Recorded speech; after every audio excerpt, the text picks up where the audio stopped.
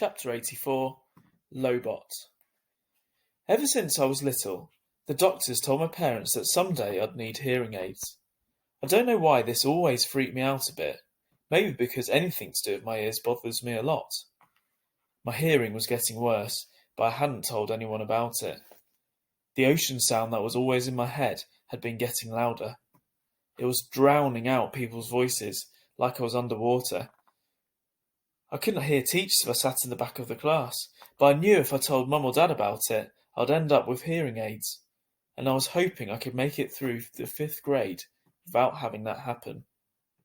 But then, in my annual checkup in October, I flunked the audiology test, and the doctor was like, "Dude, it's time." And he sent me to a special ear doctor who took impressions of my ears. Out of all my features, my ears are the ones I hate the most.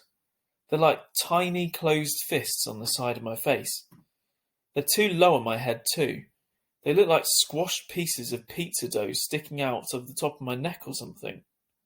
Okay, maybe I'm exaggerating a little, but I really hate them.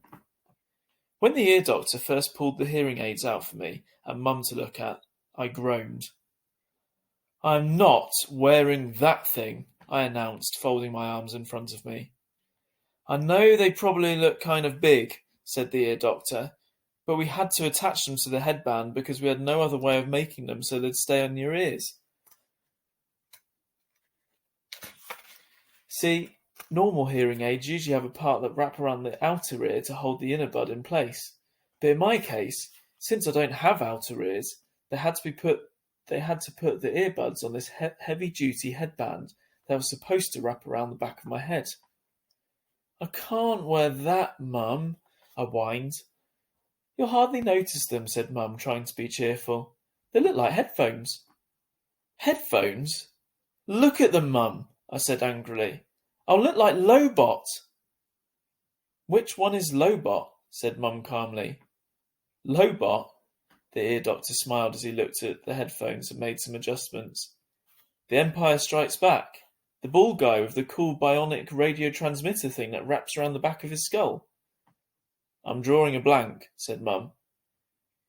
"You know Star Wars stuff?" I asked the ear doctor. "No Star Wars stuff," he answered, slipping the thing over my head. "I practically invented Star Wars stuff." He leaned back in his chair to see the headband fit and took it off again. "Now, Augie, I want to explain what all this is," he said, pointing to the different parts of one of the hearing aids. "This curved piece of plastic over here connects the tubing on the ear mold.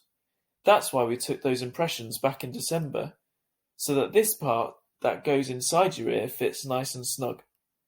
This part here is called the tone hook, okay? And this thing is the special part we've attached to this cradle here." "The Lobot part," I said miserably. "Hey, Lobot is cool," said the ear doctor. "It's not like we're saying you're going to look like Jar Jar, you know? That would be bad." He slid the earphones on my head again carefully. "There you go, August. So how's that?"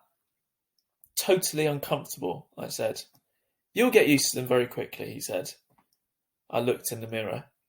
My eyes started tearing up. All I saw were these tubes jutting out from either side of my head, like antennas. "Do I have to wear this, Mum?" I said, trying not to cry.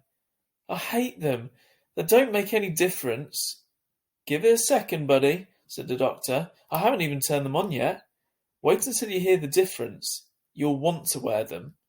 "No, I won't." And then he turned them on.